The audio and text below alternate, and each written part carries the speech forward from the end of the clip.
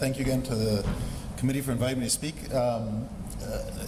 We had the pleasure of having Dr. Ahmed Sayed visit us in Cornell, and one of the things he said was that he was interested by the frequency in which we used embolic protections in our lower extremity interventions. So I'll talk, and there's not a lot of data, but it's just sort of how I do it, and I'd be interested to hear people's perceptions. The scope of the problem is a little unclear, and the reported rates of embolization during peripheral interventions vary widely. Some people say it never happens. Some people say it's up to 25%. If you look at studies that look at this closely, clinically significant embolization probably occurs between 2 and 4% of all interventions. So it's rare, but it can have consequences. Embolic protection devices were first developed in the coronary circulation and then applied in the cerebral circulation. So that's a little different than the feet.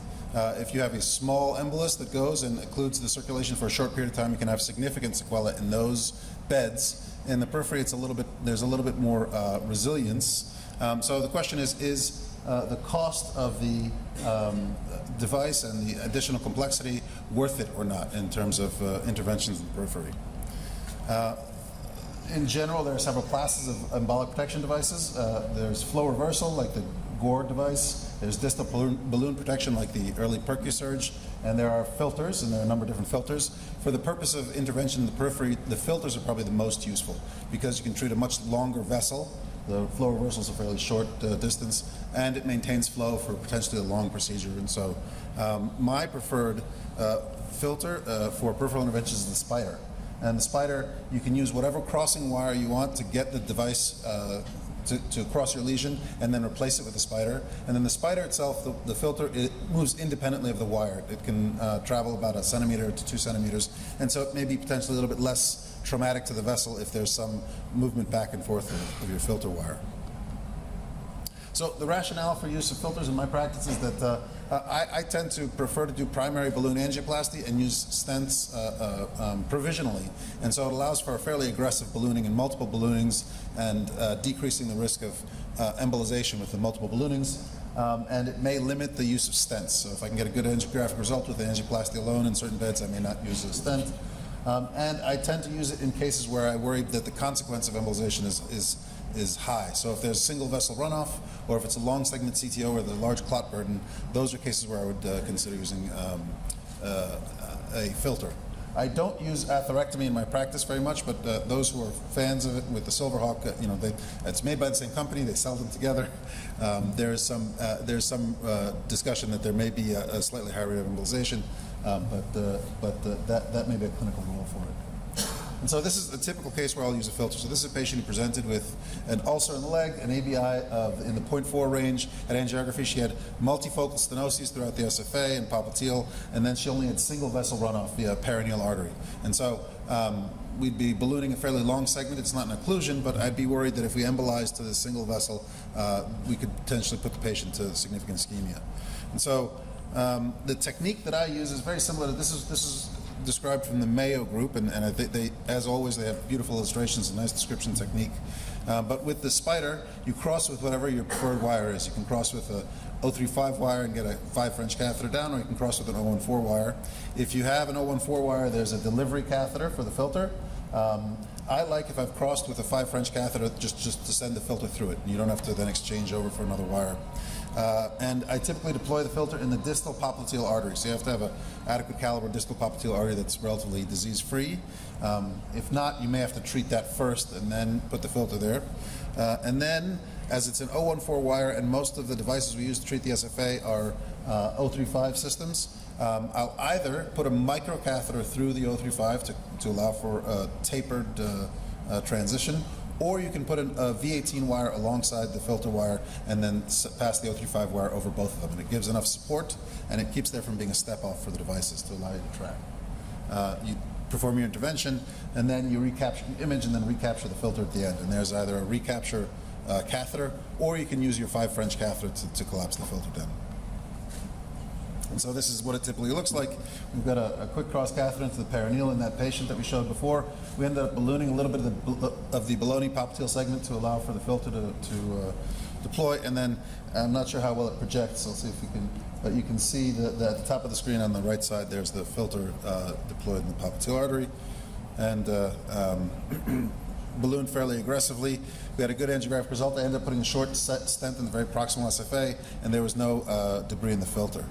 However, with any device, there are always issues. This is a case with the patient had a long segment CTO that was calcified in the SFA. We got a filter down comfortably into the popliteal below the knee.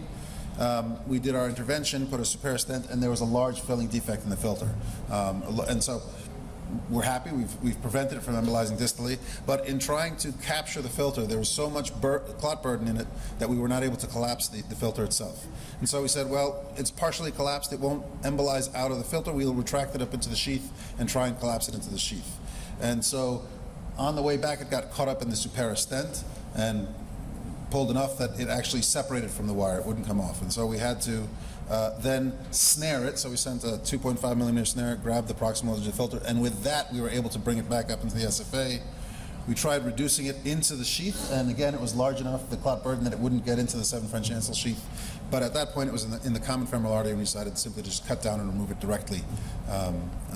This is what the femoral artery looked like afterwards. This is the only time I've had to do this, and I use filters fairly extensively, but it is always a concern. It does add an extra step to the procedure.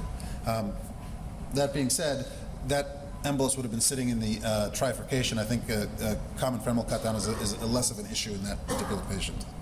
So in terms of data, there's not a lot of series out there looking at the filters in the periphery, even though it is used fairly extensively.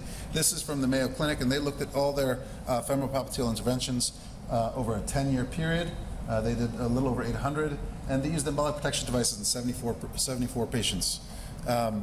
87 interventions, and they didn't use it in 750. And these were at the discretion of the interventionalist. The patients that used embolic protection devices had significantly longer lesions, more occlusions, and worse disease. They found that embolization rate of about 4% in all comers, 2% in patients with filters, and 4% in patients without filters. And just quickly, what was noted was they looked at the preoperative characteristics, and the presence of an occlusion was predictive of embolization during the procedure. So if you have a long segment occlusion, you're higher likelihood to have an embolization during the procedure. And in patients who embolized, that led to more reinterventions and higher rates of major amputations at 30 days, 10% versus 3%. They didn't see a difference in length of stay or reintervention rate on the use of embolic protection devices. But what they did see was that the 2 patients who had embolic protection devices and embolized had no clinical sequelae. They captured the embolus, were able to remove it, and the patients did well. In the patients who didn't have a filter in place, I'm going to need another, just one more minute.